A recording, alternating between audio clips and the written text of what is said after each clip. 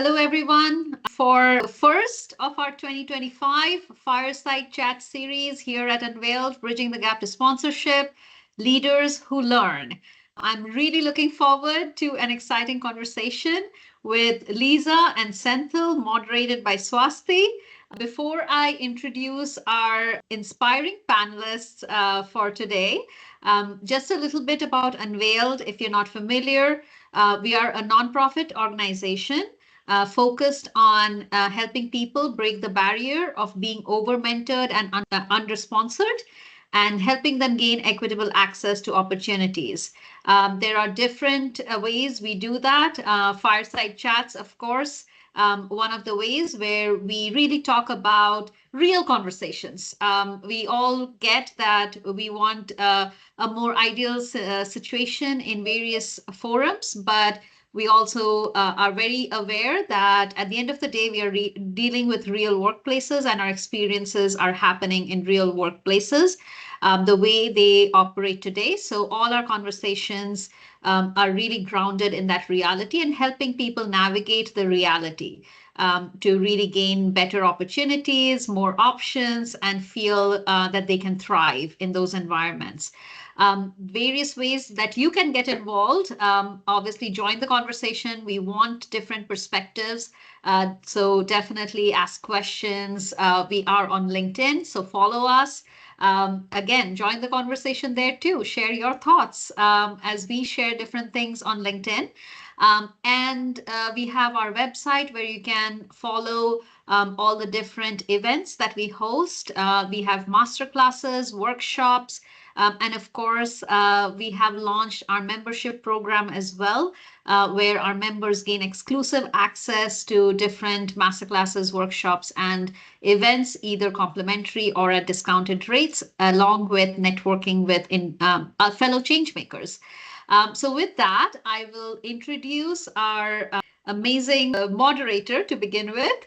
Dr. Swasti Gupta-Mukherjee has nearly 20 years of experience as a professor, expert consultant, speaker, and thought leader focused on financial markets, investments, sustainable development, and the interconnectedness of financial systems with broader societal impact. She's passionate about developing financial market solutions and business strategies that address pressing global challenges. She collaborates with companies on integrating financial models and sustainable growth into business strategy, stakeholder alignment, and valuation.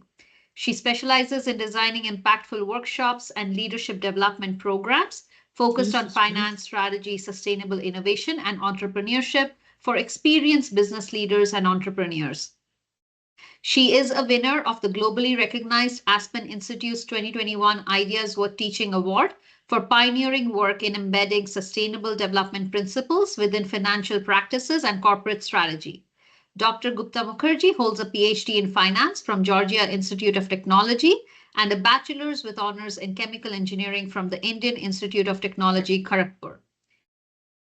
Moving on, our next amazing panelist today is Lisa, who is the Vice President of Engineering for Oracle Cloud User Experiences, responsible for Oracle Cloud's online customer experiences in addition to Oracle.com, blogs, and many other Oracle micro websites.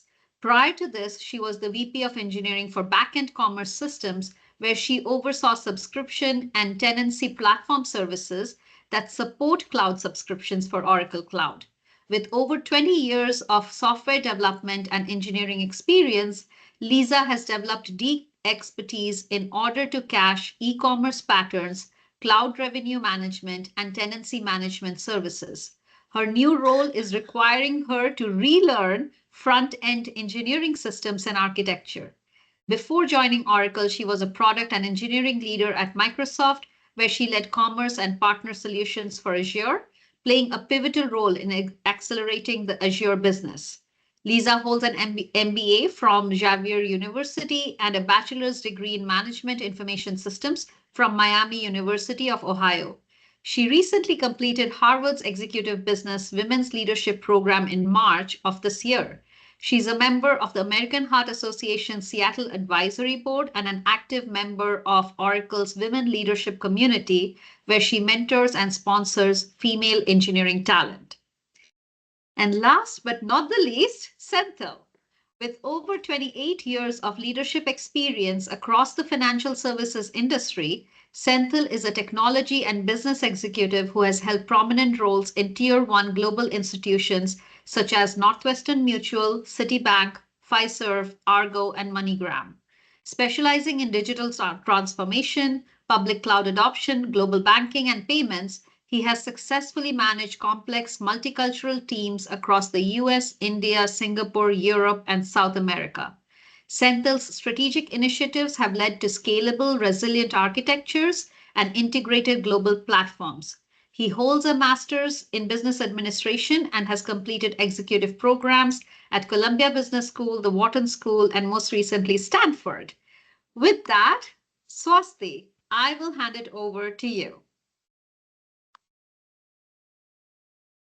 Well, thank you, Shahana, and thank you for the very generous and quite complete summary, which hopefully establishes all three of us as well qualified to speak on learning. And thank you so much to Unveiled for inviting me to facilitate this discussion.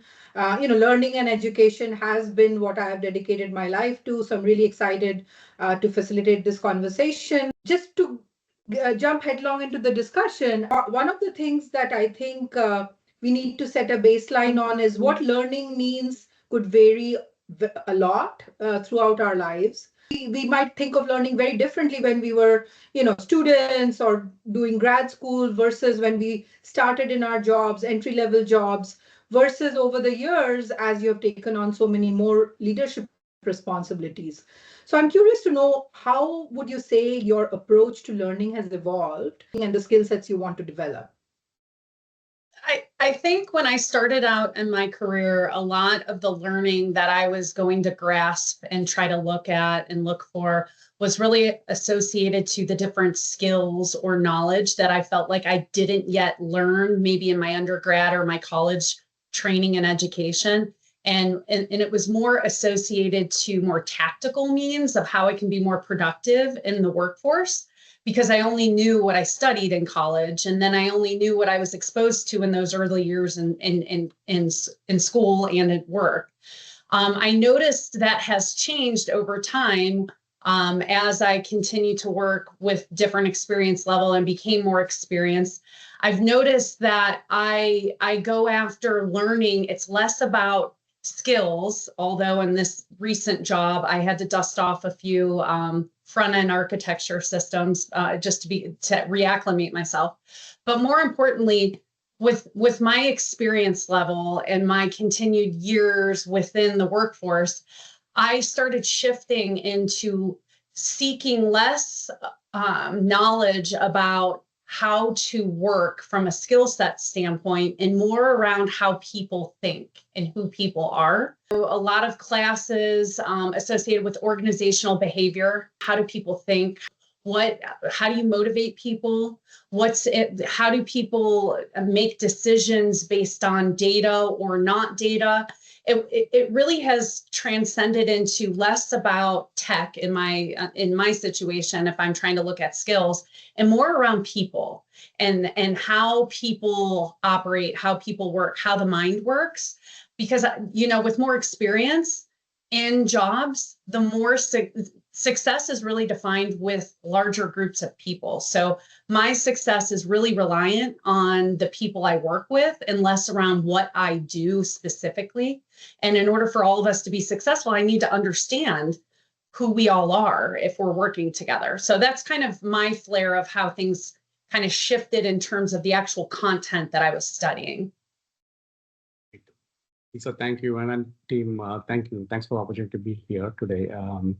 So very similar experience, right? Like early in the career, it was more about depth of a technology skill set, depth of a domain. That's pretty much what my focus was, right? But over the years, what I've come to realize is it's not just the depth, but the more on the breadth of the experience is also more important. Just learning by myself, but also learning from others' experience and what they've kind of gone through, right? The way I could have gone about it, or like at least I've pursued that, is instead of trying to have the answer for every single question myself, it's all about like how can I ask the right questions and learn from that conversation, right? Like, so just can I go through the different situations, being able to like ask the right question, being able to listen and learn from the responses, and then also like in having that conversation continue to get more insights from those kind of different interactions, right? So that's been the experience so far, and I think it's helped quite a bit. The other thing that I've also looked at is learning from your own comfort zone. So within your organization, interacting with your peers, and there's one way of learning, right? Learning by going to, like, say, conferences or courses, right? Like Sahana mentioned that Stanford, Harvard, they have different programs. The intent there is that you learning in a traditional sense is, or like, through experience is one way, but then when you go to courses like this, you will actually find frameworks. Like, people have kind of gone through it, done a lot of research around that. They now have like well-defined frameworks that will help accelerate your learning process as well. So that's part of the interest in attending these different courses. It's like kind of get a feel for those frameworks. And then lastly is also getting to connect with or network with a whole another group of folks who bring in a completely different perspective into the conversation, and that for me is significant uplift, because you get to gain from their experience and from their knowledge, their domain, their investments, just purely through interactions. So that's the thought process.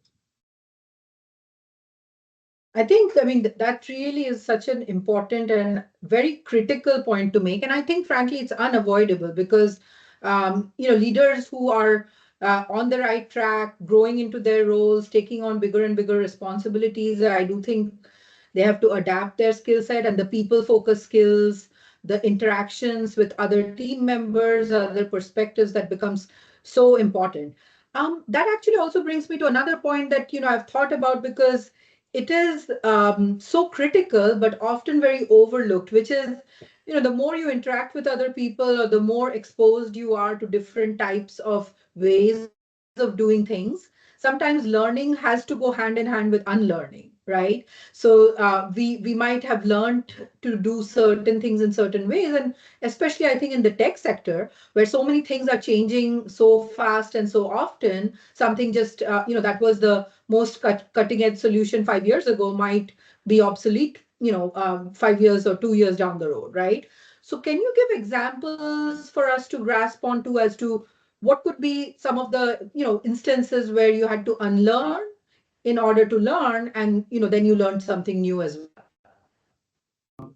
Oh yeah, many examples, right? Like, so um, I mean, one would be like, so as you kind of go through your career, traditionally it's been, at least like the organization I've worked in, has been very top-down hierarchical, right? So specifically, I spent some time in Asia, right, working in Singapore, and it's very, very hierarchical in nature of, like, it's more of a command and control kind of a structure. Yeah. As you come back to the US, the model is a lot different, right? It's more cross-functional, highly collaborative. What worked in Asia will not work in the US. So you'll have to, like, rethink as to how you do that. And specifically in the role I am in, as a chief architect or CTO of the organization, it's all about how do I take an idea, collaborate with a very broad set of group of people, and then really convince them to adopt those ideas, right? So for me, that was a significant, like, unlearning on how we used to execute in one part of the world, and then, like, really relearning it. And when you do this, you also have to be, there are a lot of things that you need to be aware of. Like, first is like just aware of, like, what is that you're bringing to the table. Second one is like what really motivates the other person across the table to really adopt to what you want to try and do, right? So there's a lot of thinking that needs to happen to understand the perspective of the other party, what really motivates them, how do you bring this to the table, what does winning look like for the group rather than for the individual. There's so many different complex process that goes in there. I think all of that is learning as we kind of go forward with that. So, Lisa. And I was really trying to figure out, okay, do I want to be super focused and tactical on, like, is this a skill or not? And what have I really unlearned? And I would say, if I reflect on my younger years and joining the workforce and trying to create a name for myself, if you will, and my own brand in the early years, I'm a fairly outspoken person. I don't have an issue speaking up. I speak, I share my opinions. I ask questions. I really love learning. I'm a very curious person. So when we're in meetings, I really relish contribution and I like interaction with human beings. I like discussion, and I like to learn. And I think that has earned me favor in the early years. And I have gotten, a lot of compliments as well as rewards and success of promotions and job opportunities because of that. But what I've also noticed is over time, as you become a larger leader and you have teams of people working for you, I've had to unlearn that a bit and create space for other people on my team to be able to emerge and be able to showcase their leadership aptitude. And, things can get muscle memory. And so unlearning that muscle memory and trying to hold space for people in the team. Even if I have an answer, I need to create the abilities for folks in the room to have an answer, because my answer might not be the right answer, or people have to also learn and get to that answer. It becomes my responsibility to help guide and guard conversations and decisions. But I really had to unlearn the practice of always having an opinion, always sharing it, maybe too early and often. And I believe that's kind of a core attribute of a style that has done me well early, but it won't serve me well now. What is that saying? What got me here won't get me there, type of things. So. Very true, Lisa. Like to add to that, right? Like early in the career, like you're trying to have an answer for every question. What I've come to realize is nowadays it's a lot more about asking the question, being a facilitator rather than like being the person who's plainly responding to a question, right? Thank you. I think it was super helpful. Yes. Just to reiterate that point about asking questions, I did also read a survey somewhere which said that the people with the strongest learning mindsets are also the people who most often say, I don't know, because they are so clearly aware of what they know and what they don't know, that they're not trying to kind of make up answers instinctively to show that, yeah, I know it all, right? So I think that's another thing. I also really like the fact that both of you, just to frame it a little bit, what you said about unlearning.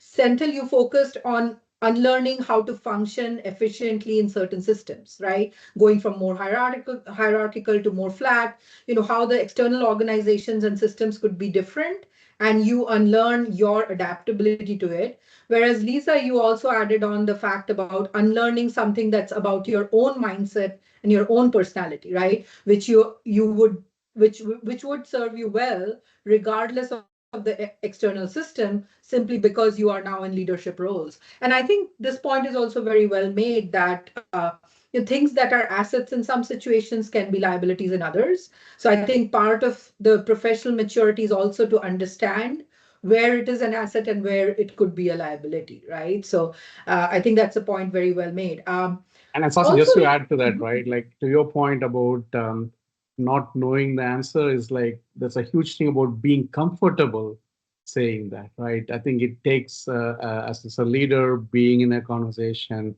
being able to say that I don't know and I'm willing to accept that and then ask the question to really learn from the conversation. I think it's a huge kind of creates a safe space for the rest of the group to also open up with you. So. If I may, a style that I'm trying to perfect in my leadership style is, I got moved into a new domain area that I hadn't touched since the first 2 years I was out of college. And so going back in my head to all of that a long time ago, right? It felt like another lifetime ago. And so I admittedly did not have a lot of answers.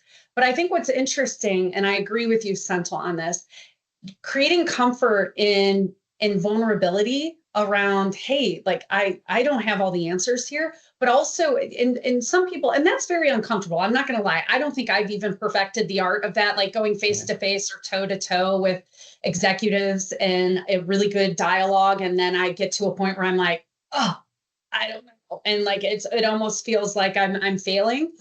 I don't think I've perfected my abilities to be comfortable around that. However, I do think the conversation can still be valuable if you don't have the actual answer. You have context or instincts. So typically when I lead in with an area where I'm maybe shooting blind and I don't have all my data, but I know I can go back and do homework, we're in a live conversation, I have instincts based on my years of experience. So I like to lead conversation, like lead that answer or response with, yes, admittedly, I don't have the details on this. I will follow up, but my instincts tell me this, and this is how I'm seeing this, and I will follow up. So it doesn't really, it allows for more conversation if people want to continue stepping through problem solving or the discussion, and it doesn't stop at cold. And I think that creates more comfort and helps us all. So it's a little tip that I've picked up on along the way. And I think to add to your point, it also motivates other people to contribute, right? To add the value by bringing in new knowledge that the leaders might be missing, and it makes them feel like a more valued member of the team. So I think it's a good thing all around. So I think with age, and Lisa, you're talking as if you're 200 years old. We know you're not. So, yes, we have evolved since our student years, but basically, I do think the idea is that we tend to think of learning as more and more inclusive of others, regardless of their position in the organization. It's not always the case that those who have worked more years know more about one specific skill or one specific context, right? So I think to leave the door open for everybody to contribute, leaders acknowledging that is a great way to create an organization that fosters this kind of attitude. Now, since both of you have managed teams, how would you, since you both clearly view yourself as learners and your career shows that mindset, how do you encourage that sort of attitude, and how do you drive home the point that it has value to continue to learn, to continue to hone new skills and new thinking, and not kind of be satisfied with where you are and where your knowledge base is, to your team members or people you mentor? There are things that you could really force on, like for example, there's a certification and stuff like that. Like for example, just having the basic understanding of AI for the organization, we've kind of mandated that you need to get a certain certification, and that's one way to do it.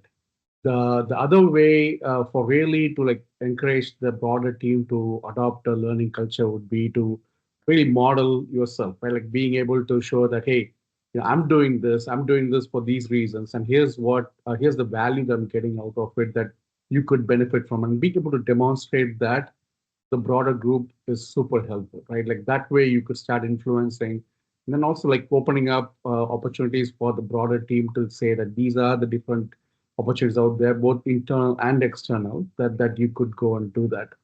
The other models that we've tried in the past is like creating a curiosity hour, which basically would be like every week, an hour or two of just open conversation about different things. People bring in different topic, sometimes structured, sometimes unstructured, right? Like depending on what's on top of mind, or if there is a structured way to do it, kind of getting that in. I think that is super helpful. And just to add to your earlier point, it's learning is a bi-directional thing.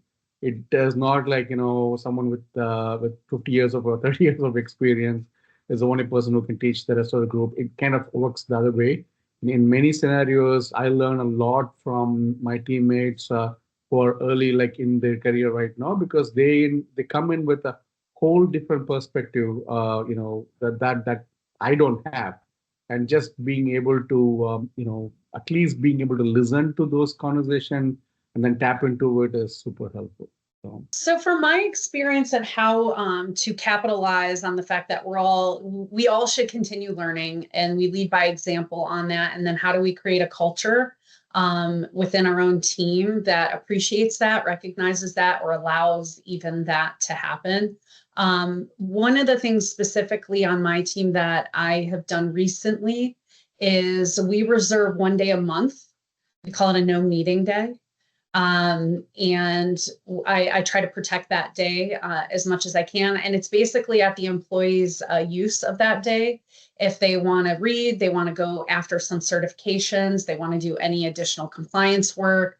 Training and education is always very important. I've allowed for in our budget where we have a certain amount of reimbursement for professional books that folks want to go and get and procure and read.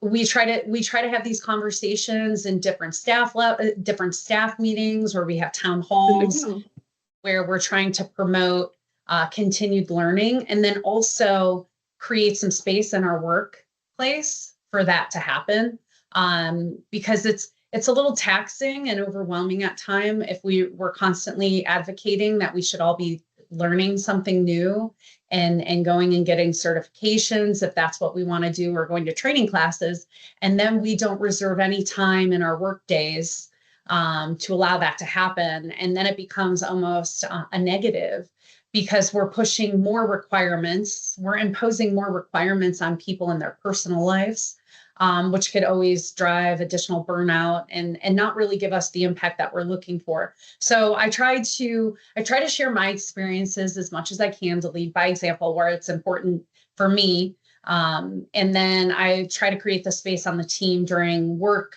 environment and days where people have that time should they want to use it that way.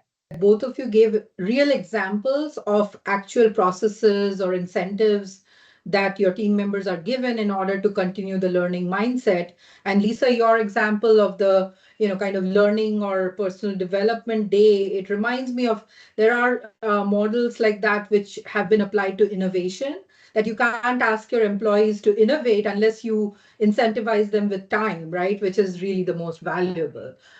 So I think that makes a lot of sense with learning. I'm also curious that, I'm sure you have in your teams or yourself experienced particular roles and jobs where just repetition and practice helps, right? Just doing the same thing over and over again just makes people more efficient.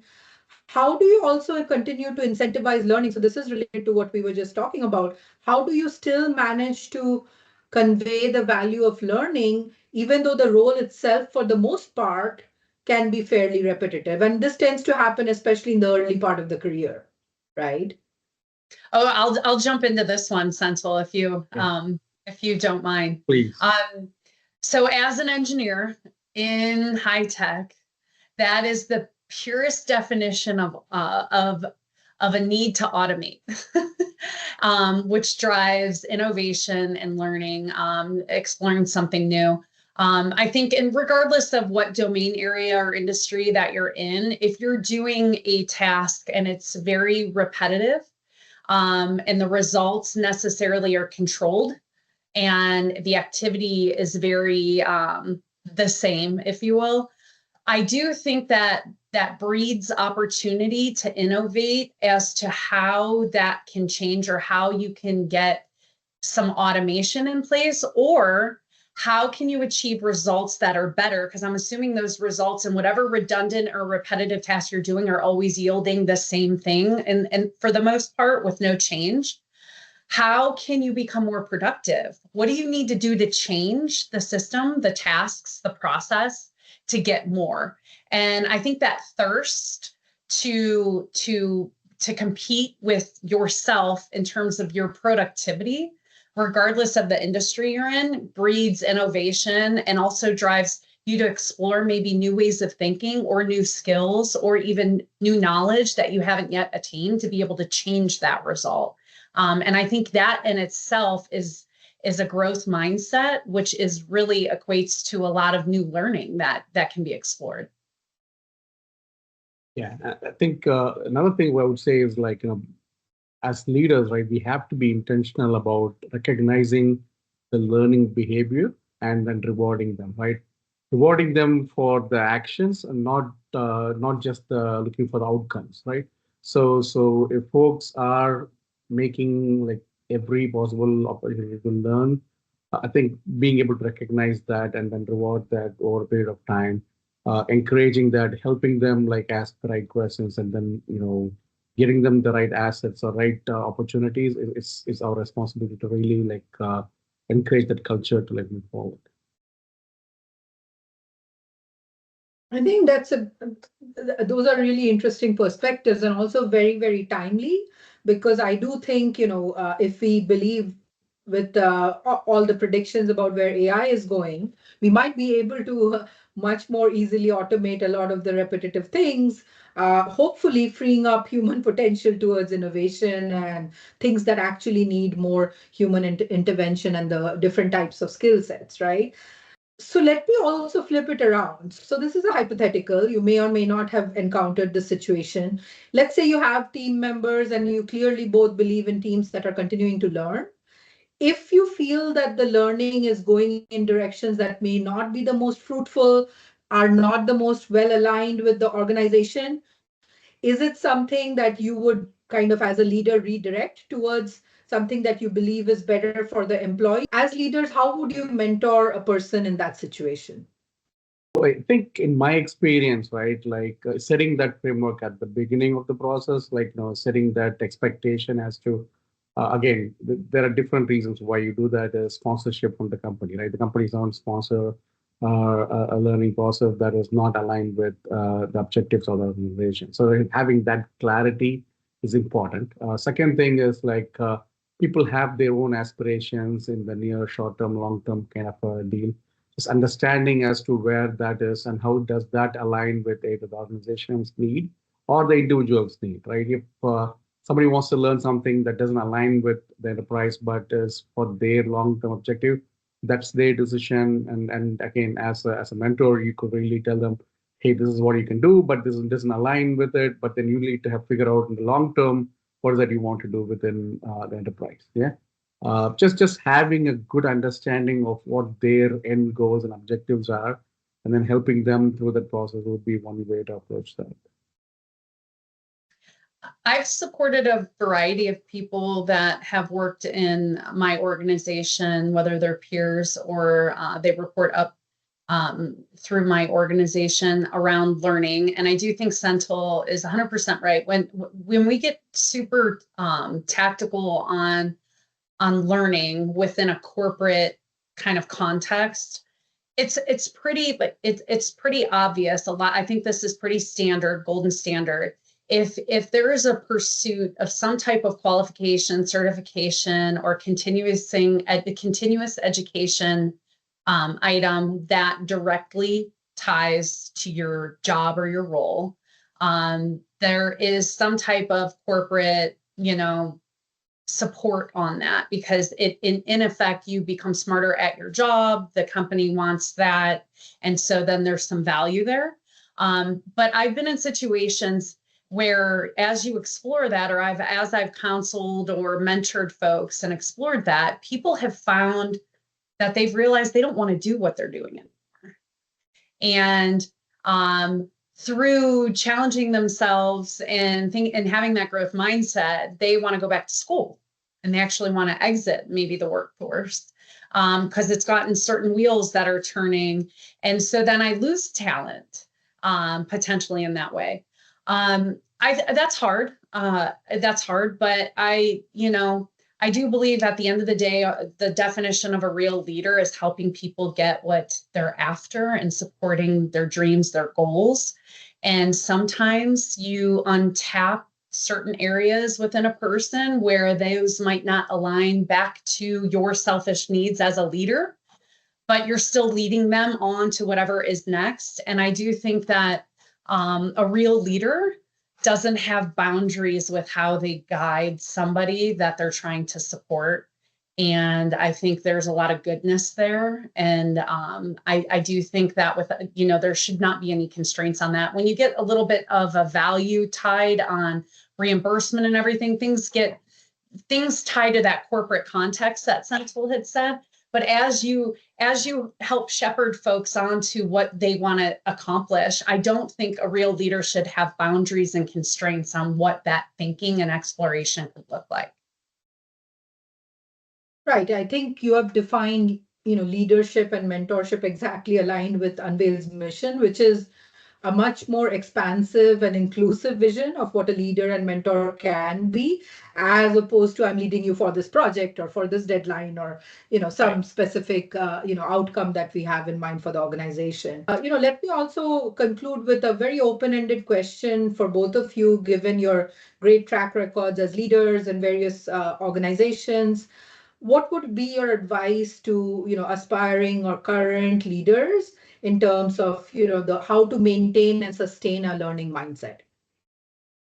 I think my suggestion would be to I think we should get comfortable being uncomfortable. So the point there is that if you're too comfortable with what you know already, then I think you wouldn't have an open mind to learning, right? So being uncomfortable about not knowing stuff, being able to share that and asking questions, asking for help, talking to folks, I think it's super important in this day and age that we have that kind of a mindset so that we could continue to learn. I think learning is a continuous process. There is no limit in terms of how much you can learn. There's no limit of who you can learn from. As long as you're comfortable with that approach or that thinking, I think it'll be super helpful for you in your career. You stole my answer, Senthil. No, I'm just kidding. I do think, honestly, that is so true. Drawing self-awareness of your barometer of, am I comfortable? Am I uncomfortable?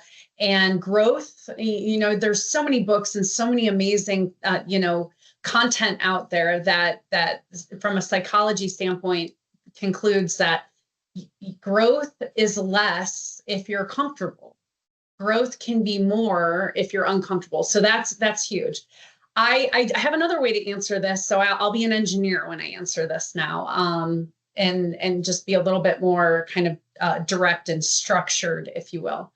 One thing that I started doing, it's my 4th year doing it, is, everyone hits the gym on January 1st, right? That's the New Year's resolution, which, by the way, if you do, I'm actually not saying that's bad, because I kind of try to do, fitness goals a lot at the beginning of the year to get in a habit for the rest of the year.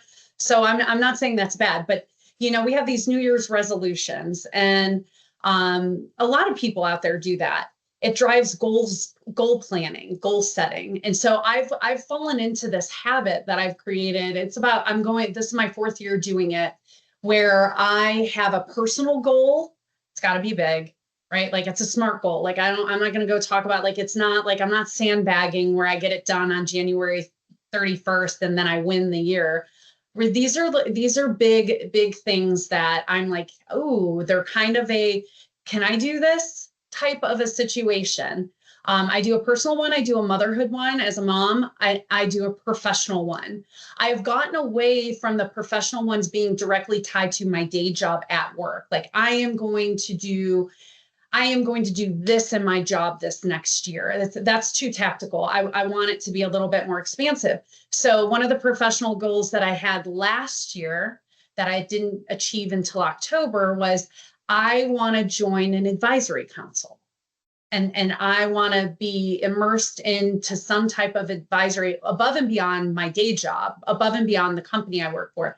I do think that getting into a habit, and those are uncomfortable things. And then it's pretty amazing and magical when you can actually achieve those. I think it forces you to learn and hold yourself accountable throughout the year and get practice around how you broaden your horizons a little bit. That's what I've started doing the past few years. And I think it's interesting, and it drives that constant learning behavior. I love the framing around, comparing it to New Year resolutions, right? So, just set a goal, try to, at the end of the year, reevaluate, take your inventory, see which goals were achieved. I also found it intriguing that you did not classify motherhood as either personal or professional, But I love how you put the things into buckets and then set the standards. And the part about being uncomfortable, I think that's such a great lesson to learn in so many different things. Like with my background in finance and investing, that's one of the major things we're always trying to drive home, that if you want to, do your financial planning, if you want to do a good job with how you, and this is so applicable to business strategy as well, you have to be comfortable with uncertainty, right? You have to be comfortable with things that are unfamiliar and then try to learn more about it, because this is not a world where everything is in our control or we'll be able to predict all the factors and have all the data before we make the decisions, right? So, but thank you so much for this discussion. I think we have good enough time to address some questions from the audience. And anyone with any questions? First of all, thank you. This was such an amazing discussion, and all the different perspectives. Um, so, all of you talked about like leadership and the importance of establishing that learning mindset in your teams. But as we know with Unveiled, we also talk about kind of the reality, right, of the workplaces, and especially when we are talking about teams. Typically large organizations, like they tend to have a very like performance delivery culture. You have, scorecards or things going red, amber, green, where the teams are really kind of very focused on. So it can tend to, especially I think, especially earlier in the career, it can be difficult for team members to feel that they can devote time to learning like different things outside of their performance and delivery requirements, or kind of the scorecard culture, so to speak. So any guidance tips you have from that perspective of how to prioritize learning?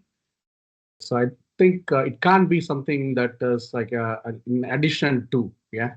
It has to be embedded within your day-to-day routines, right? So you have to find a way where learning is part of what you do on a day-to-day work, task perspective. If you put it as like, hey, in addition to, you have to do this, that's a recipe for not happening, right? So, I mean, there are different ways to do that depending on where you are in your career.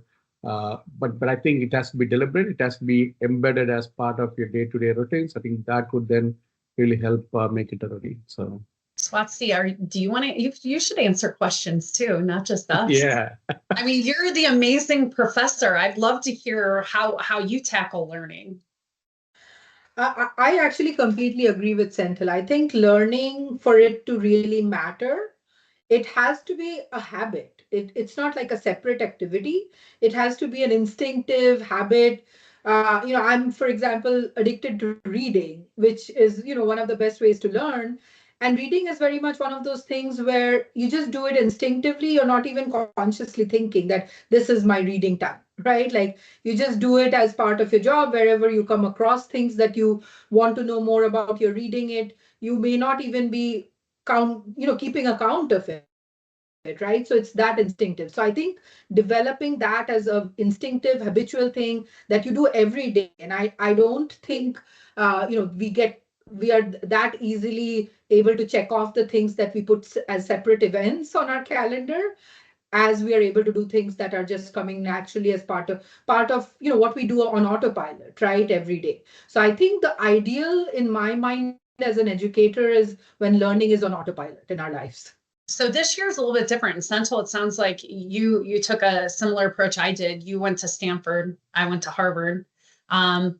That was, you remember my goals for January professional development. My goal last year for this year was I want to get to a executive business school, and I want to immerse myself with a variety of different people and leaders. And I want to have, because that's what I did in my MBA. And I graduated from my MBA in 2008. So it's been a while. So to have that formal practice of learning, I really was kind of missing it, and I wasn't there. But I do agree, learning is at its core, if it's habitual, you kind of don't realize you are learning all the time. Reading's a big thing. I read a lot of technical documents in my day job, and I've created this allergy I've noticed in the last 10 years of, maybe not 10, maybe 6, where I have a hard time now reading books, like the physical paper books. It's difficult because I feel like in my job, probably 40% of my job, I'm reading technical literature or docs and specs. And so I'm kind of a little overdosed on the actual mechanics of reading. However, I came across something 2 years ago where I hike a lot outside, or I work out, I walk when it's nice, and I listen to music all the time. I love music. And then I was like, I'm gonna, I can hike for, if I'm doing 2 hours, that's a lot of music. And then I started thinking, this isn't the best use of my time. I could be way more productive during this 2 hours. So I switched a few years ago. Again, I miss reading, but I can't, I'm really allergic to reading physical books right now because of the heavy reading I do in my work. So now I listen to audibles. I crush audibles when I work out, and podcasts. And to your point, Swasti, hearing other people talk about topics and then bringing information, and they're typically my podcasts and the books, the Audible books that I read, a lot of self-help industry topics. So they're not like romance novels or anything. No judgment if you are, but it's not, I'm not using it as a source of entertainment. I'm using it as a source of knowledge to learn. And I do it a lot now while I exercise. So I accomplish 2 things at one time, and it's been fun. Well, I have to say, I'm not going to be the one to judge romance novels, right? So whether it's Netflix or romance novels, we are in some shape or form absorbing it. And also, by the way, in my reading list are cozy mysteries. I just absolutely have to have my dose of cozy mysteries at some point, where stuff is happening, crimes are happening, which are being solved, but in really nice, idyllic British village settings, like the Agatha Christie's. So, we all have our guilty pleasures, but I still feel you can learn even from those, Well, I'm not gonna lie. Nicholas Sparks is my favorite author. That's why I said romance novels. And again, I'm having a hard time reading books, but I crushed. I've read every Nicholas Sparks novel, and so I'm again not judging. Right. I had one question for Lisa, and you kind of touched on it a little bit in your last answer. Hi, my name's Brandy Walton, and it was really around. I loved what you talked about with your goals and the specifics around their motherhood goal and the professional goal. So I'm going to steal that, and I'm not going to wait till 2026. But what I really wanted to understand was the accountability, because you have a team, you have a family, and so how do you stay accountable throughout the year? Is it a person? Is it a process that supports you as you go? What has worked for you? So I am pretty old school when it comes to goals. So some people use vision boards. I need to start doing that because I've heard such powerful things of a vision board, and you put different goals on there, and it's a visual representation that reminds you on a regular basis. I think that might be my next year's plan, but I'm pretty old school. I write things down, and I talk about what I want to do. So that's the other thing. I articulate more of what I want to do. I don't keep it in my head, because my code of ethics a little bit and how I'm wired is I like to have a high say-do ratio. If I say I'm going to do it, it typically gets me that extra gusto of I'm going to do it, because I don't want to be that person that says that they're going to do all these things and then they never accomplish it. It's like an ethics thing for me. And that drives me. So I verbalize it. I socialize my plan. So last year it was my motherhood goal. This year is once a week family dinners with no distraction of TV or music or phones. And I have 4 kids. We all sit at the table and I make the dinner. And I hardly ever make dinner anymore because I outsource that as much as I can. But I want my kids seeing how I can also, do other things and be more integrated in a family moment. So that was my motherhood goal for the year. It's once a week. So I tell my kids that, and you know what, with four little judges at home that don't care about what I think, they remind me all the time, hey, like, are we going to have our family dinner this week, Mom? Or are you overbooked? You know, so that's that accountability. The system is the people I surround myself with, the good people I surround myself with.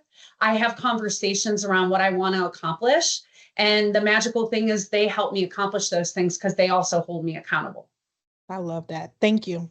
I do have one question. This is Banu here. I know, Lisa is a terrific leader. Senthil is super impressive. So my question to you guys is, how would you think of any pivotal moments in your career as a leader, and how those moments are of challenge or a moment of mistake would have influenced how you have developed into a leader? Like, looking back at it now, how would you do things differently? Would you mind sharing any of those critical moments that helped you shape you into the kind of executive leader that you are today?